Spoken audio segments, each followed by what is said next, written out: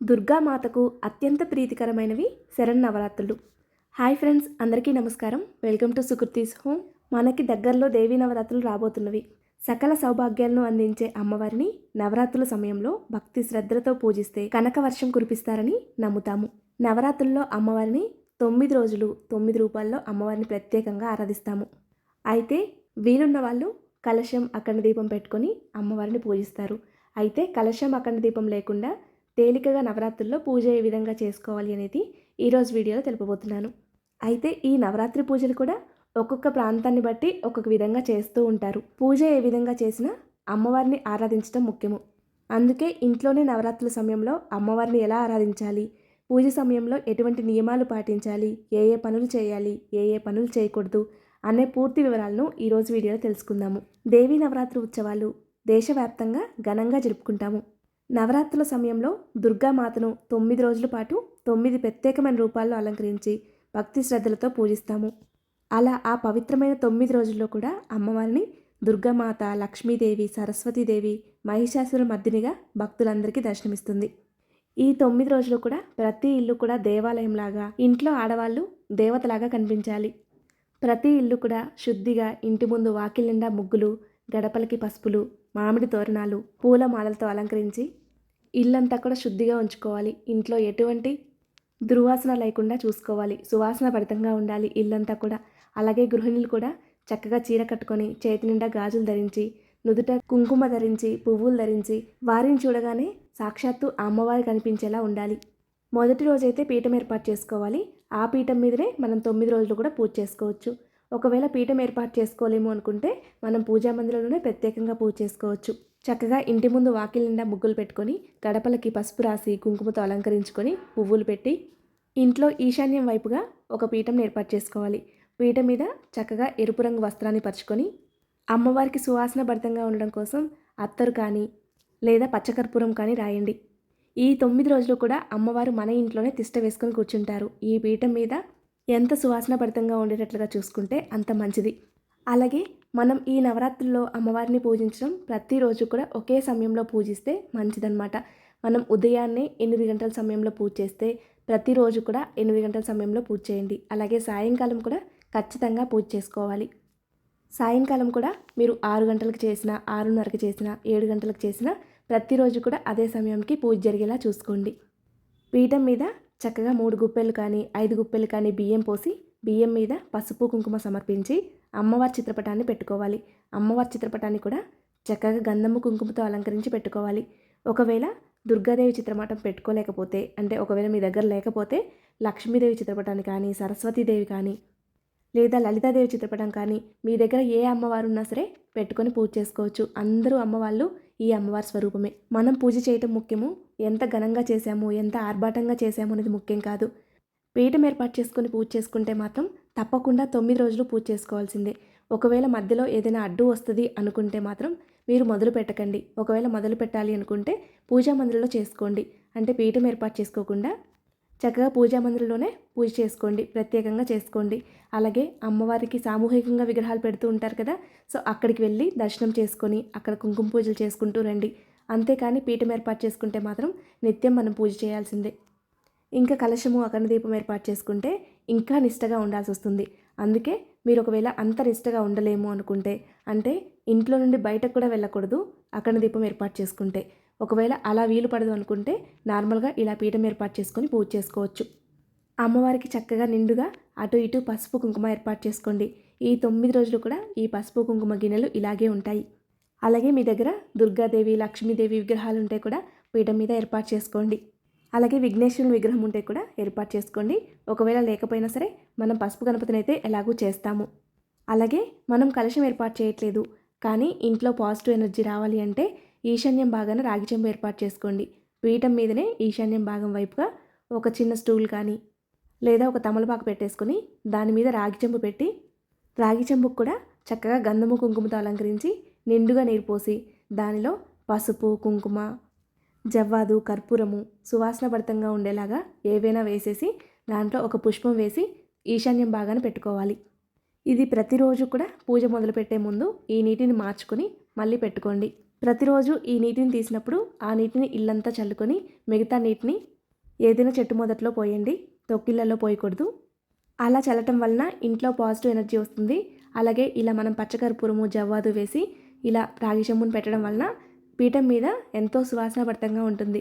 అమ్మవారికి ఎంత సువాసనభరితంగా ఉంటే అంత ప్రీతికరం అనమాట. అలాగే రాగి చెంబు రాకోరుతుంది అంటారు. అందుకే ఈశాన్యం బాగా ఏర్పాటు చేసుకుంటే చాలా మంచిది. అలాగే మనం ఏ పూజ చేయాలన్నా, ఏ వ్రతం చేయాలన్నా ముందుగా గణపతిని ఆరాధించాలి. పసుపు గణపతిని చేసుకొని పూజ చేసుకోవడం మొదలుపెట్టండి. గౌరీ గణపతిని చేస్తున్నాను ఇక్కడ. మా ఆచారం ప్రకారం జంట గౌరమ్మని చేస్తున్నాను. మీరు ఒకవేళ పీఠం ఏర్పాటు చేసుకోలేకపోయినా సరే పూజా మందిరంలో గౌరీ గణపతిని చేసుకొని ఆరాధించండి. ఒకవేళ పీఠం ఏర్పాటు చేసుకున్న తర్వాత అనుకోకుండా ఏదైనా అవాంతరం వస్తే, ఆడవారికి అడ్డంకు వస్తే వాళ్ళు పక్కకి ఉండి, అంటే వేరే రూమ్లో ఉండి మగవారితో ఇవన్నీ తీపించండి. అంటే పీఠం అంతా కూడా కదిపి తీయించండి, లేదా బ్రాహ్మణులు పిలిచి తీపించండి. కానీ అసలు 9 రోజుల్లో అడ్డు వస్తుంది అన్న ఆలోచన ఉంటే అసలు పీఠం ఏర్పాటు చేసుకోకండి. పూజా మందిరంలోనే గౌరీ గణపతిని చేసుకొని ప్రత్యేకంగా పూజ చేసుకోండి. ఈరోజైతే కలశం అఖండ దీపం లేకుండా తేలికగా పూజ ఏ విధంగా చేసుకోవాలి చూపిస్తున్నాను కాబట్టి, కలశం అఖండ దీపం లేకుండా అంటే పెట్టుకోకుండా ఎటువంటి నియమాలు పాటించాలి వరకే చెప్తున్నాను. ఇంకొక వీడియోలో కలశం అఖండ దీపం ఎలా ఏర్పాటు చేసుకోవాలి, అవి పెట్టుకుంటే ఎటువంటి నియమాలు పాటించాలనేది కూడా షేర్ చేస్తాను. ఇక్కడ గౌరీ గణపతి కోసం కూడా చక్కగా ఒక తామర పువ్వును ఏర్పాటు చేసుకొని పెట్టుకున్నాను. మీరు నార్మల్గా తమలపాకులో పెట్టేసైనా పెట్టుకోవచ్చు. మొదటి రోజు ఇలా గౌరీ గణపతిని చేసుకొని పూజ చేసుకున్న తర్వాత మళ్ళీ 3వ రోజు గౌరమ్మని మార్చి మళ్ళీ చేసుకోండి. ఎందుకంటే గౌరీ గణపతి అంటే మన పగుళ్ళు రాకూడదు. 2-3 రోజులు అయితే ఎండిపోయి పగుళ్ళు వస్తుంది. సో అలా వస్తే మాత్రం తప్పకుండా తీసి మార్చి మళ్ళీ చేసుకోండి. లేదు మంచిగా ఉంది అనుకుంటే అలాగే పూజ చేసుకోవచ్చు. ముందుగా గణపతికి పసుపు, కుంకుమ, గంధము, అక్షింతలు, పుష్పము, వస్త్రము అన్నీ సమర్పించాలి. అలాగే ధూపదీప నైవేద్యాలు సమర్పించాలి. గణపతికి షోడశోపచార పూజ చేసుకోవచ్చు, లేదా ఇలా పంచోపచార పూజ చేసుకోవచ్చు. అలాగే గణపతి అష్టోత్తర శతనామాలు చదువుకుంటూ పూజ చేసుకోండి.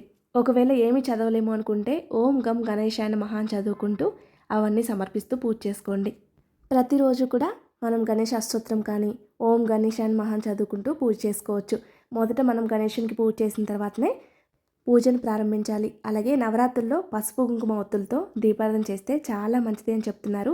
అందుకే నేను ఈసారి పసుపు కుంకుమ ఒత్తులు పూజలో ఉపయోగించాను. వాటి డీటెయిల్స్ డిస్క్రిప్షన్లో ఇస్తాను, ఎక్కడ తీసుకున్నాను అనేది. ఇంట్రెస్ట్ ఉంటే ఒకసారి చెక్ చేయండి. మీ దగ్గర ఒకవేళ లేకపోతే నార్మల్ ఒత్తులతో అయినా దీపారాధన చేయవచ్చు. ఆవు నెయ్యితో కానీ నువ్వుల నూనెతో కానీ దీపారాధన చేయవచ్చు. మనం కలశం పెట్టుకున్నా పెట్టుకోకపోయినా, అఖండ దీపం పెట్టుకున్నా పెట్టుకోకపోయినా ఆ 9 రోజులు కూడా ఆ అమ్మవారి స్మరిస్తూ ఆ అమ్మవారి ఆలోపనలో ఉంటే నిత్య పూజ చేసుకున్నా సరే అంతటి ఫలితం లభిస్తుంది. మనం పీఠం ఏర్పాటు చేసుకున్నా, అమ్మవారిని కలశం ఏర్పాటు చేసుకున్నా, అఖండ దీపం ఏర్పాటు చేసుకున్నాము అంటే ఆ అమ్మవారిని 9 రోజులు మన ఇంట్లో ఆవాహనం చేసుకున్నట్లు. అమ్మవారు మన ఇంట్లో ఉన్నారు అంటే మనం ఎంత నిష్ట నియమాలతో ఉండాలి. ఎప్పుడు కూడా ఇల్లు నీట్గా ఉంచుకోవాలి. ఇంట్లో దుర్వాసన రాకూడదు. వంటగది ముఖ్యంగా ఎప్పటికప్పుడు శుభ్రం చేసుకుంటూ ఉండాలి. ఇంట్లో మిగిలిపోయిన చెత్త కానీ, అంటే వంటగదిలో పాడైపోయిన కూరగాయలు కానీ లేదా పాడైపోయిన వస్తువులు కానీ ఏమీ ఉండకూడదు. ఎందుకంటే దుర్వాసన వస్తాయి. అటువంటివి లేకుండా జాగ్రత్త పడుతూ ఉండాలి.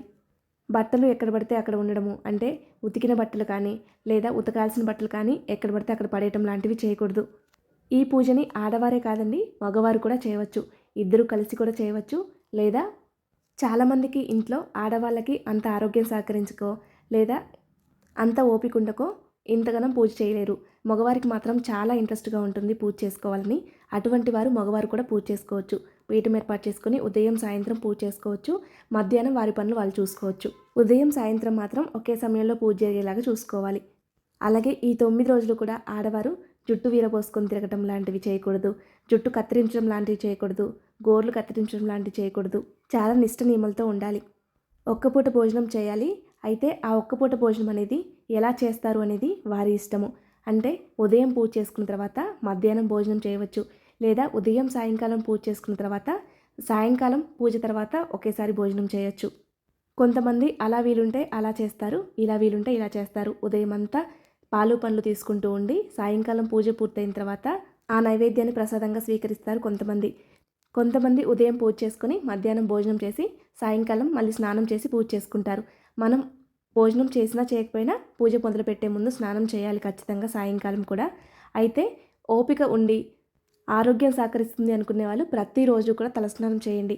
అంటే ఉదయం తలస్నానం చేస్తే సరిపోతుంది, సాయంకాలం నార్మల్ స్నానం చేసుకొని పూజ చేసుకోవచ్చు. కానీ ఖచ్చితంగా స్నానం చేసి పూజ చేసుకోవాలి. ముందుగా విఘ్నేశ్వరునికి దీపధూప నైవేద్యాలు సమర్పించిన తర్వాత గౌరమ్మకి పూజ చేసుకోవాలి. గౌరమ్మకి పసుపు, కుంకుమ, గంధము, అక్షింతలు, పుష్పము సమర్పించాలి. అలాగే తాంబూలం సమర్పించాలి. మన దగ్గర ఎటువంటి విగ్రహాలు కానీ ఫోటోలు కానీ ఏమీ లేవు అనుకుంటే మీరు గౌరీ గణపతిని చేసుకుంటారు కదా, ఆ గౌరమ్మకే చక్కగా కుంకుమ పూజ చేసుకోండి. పువ్వులు సమర్పిస్తూ అష్టోత్తరాలు చదువుకోండి. ఏ అమ్మవారికి చేసుకున్నా మనం పూజ చేసుకోవడం ముఖ్యము. 2 తమలపాకుల్లో పసుపు, కుంకుమ, వక్క, ఖర్జూరము, పూలు, పండ్లు, గాజులు పెట్టి అమ్మవారికి తాంబూలం సమర్పించాలి. మొదటి రోజు ఇలా గౌరమ్మకి తాంబూలం సమర్పించాలి. మిగతా రోజులంతా అక్కడే అమ్మవారికి పూజ చేసుకుంటాం కాబట్టి మనం తాంబూలం సమర్పించాల్సిన అవసరం ఉండదు. మొదటి రోజు ఏర్పాటు చేసుకున్నాము అంటే 9 రోజులు కూడా కదపకూడదు. ఒకవేళ మొదటి రోజు వీలు పడట్లేదు అనుకుంటే, అంటే 9 రోజులు చేసుకోలేకపోతున్నాము అనుకుంటే చివరి 7 రోజులు కానీ, చివరి 5 రోజులు కానీ, చివరి 3 రోజులు కానీ, కనీసం చివరి ఒక్క రోజైనా అంటే మహానవమి రోజైనా పూజ చేసుకోవడానికి ప్రయత్నించాలి. కొంతమంది మొదటి రోజు ప్రారంభించి 3 రోజులు చేసుకున్నాము, 5 రోజులు చేసుకున్నాము అంటారు. కానీ మొదటి రోజు నుండి 5 రోజులు లెక్కించకూడదు. మొదటి రోజు ప్రారంభించాము అంటే ఖచ్చితంగా 9 రోజులు చేసుకోవాల్సిందే. అందుకే చివరి నుండి లెక్కేసుకోవాలి. చివరి 5 రోజులు, చివరి 3 రోజులు, చివరి 1 రోజు చేసుకోవచ్చు. మనం ఈ నవరాత్రుల్లో 9 రోజులు పూజ చేసుకోలేకపోయినా మహానవమి రోజు పూజ చేసుకుంటే దశమి రోజు పూజకి ఫలితం లభిస్తుంది. అలాగే సంవత్సరం అంతా దుర్గామాతను పూజించినంత ఫలితం లభిస్తుంది.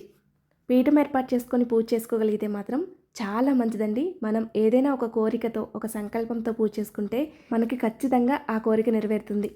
ఇలా కలశము, అఖండ దీపం ఏర్పాటు చేసుకోకుండా నార్మల్గా పీఠం ఏర్పాటు చేసుకొని పూజ చేసుకున్నట్లయితే ఉదయం పూజ పూర్తయిన తర్వాత మీ పనులు మీరు చేసుకోవచ్చు. ఒకవేళ బయటకు వెళ్ళాలన్నా వెళ్ళొచ్చు తలుపులు వేసి.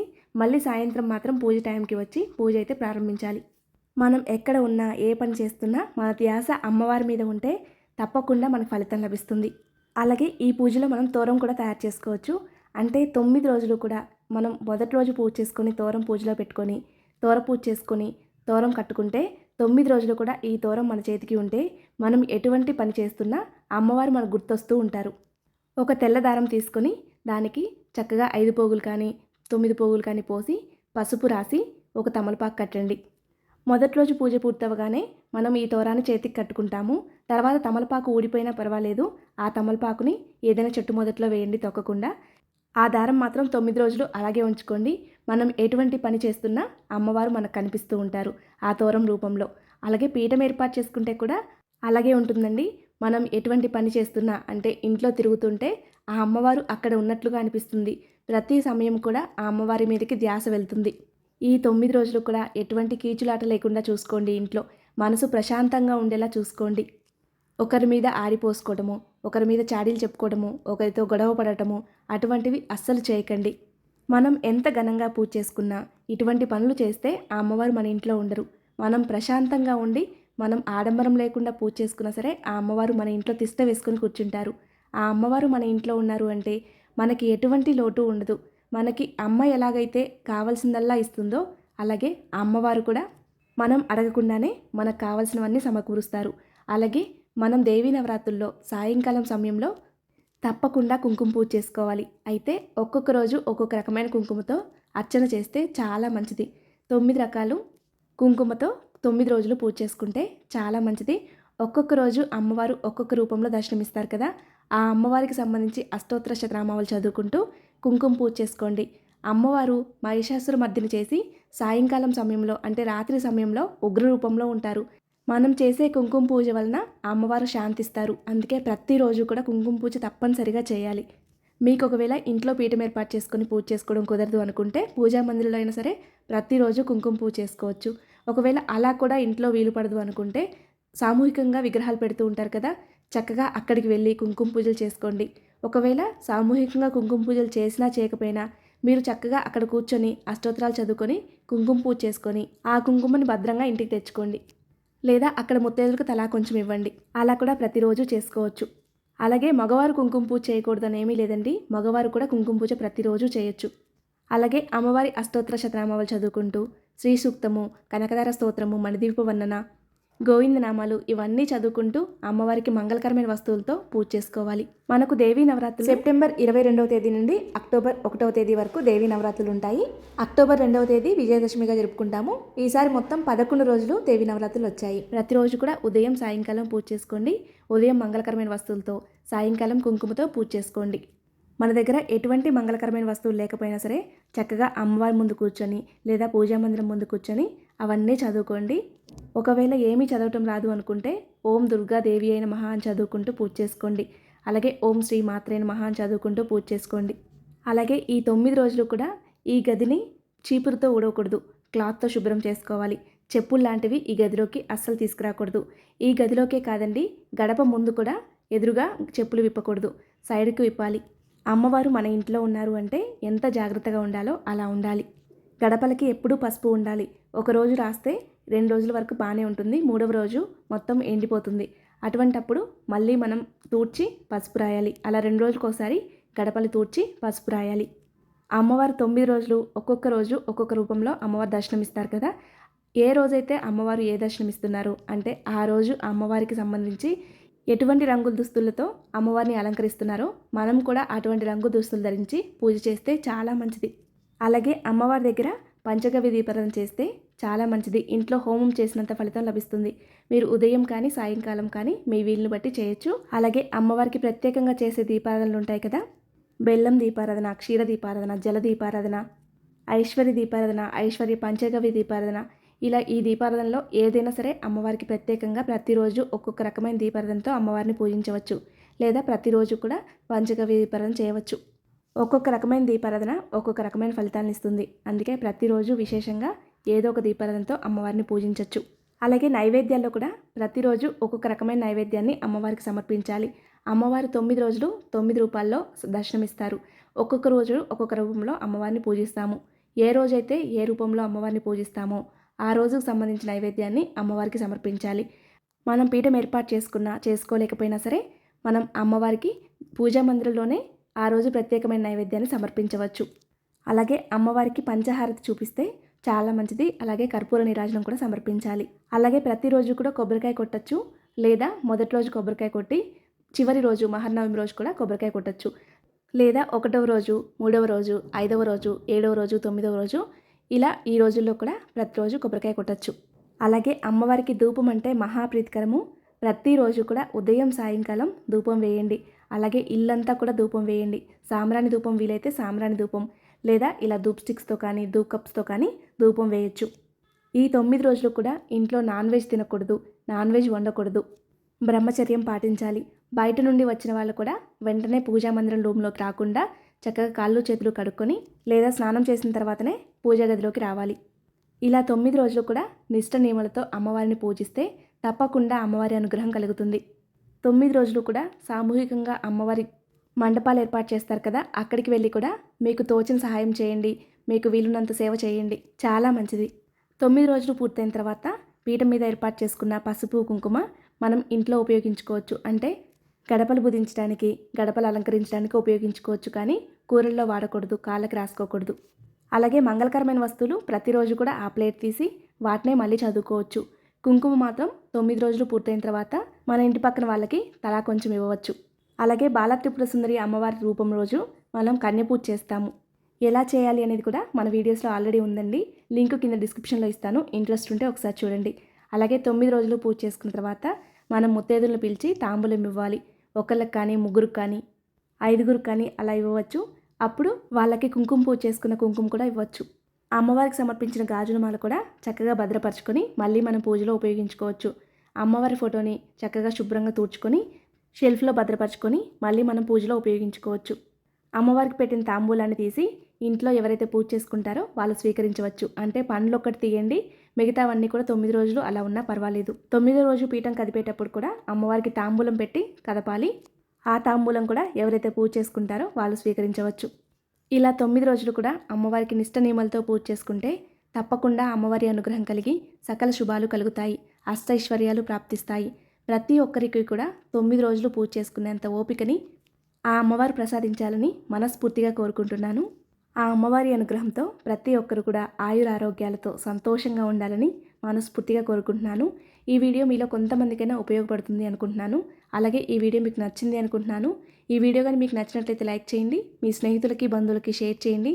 మరిన్ని వీడియోస్ కోసం మన ఛానల్ సబ్స్క్రైబ్ చేసుకోండి. ధన్యవాదములు.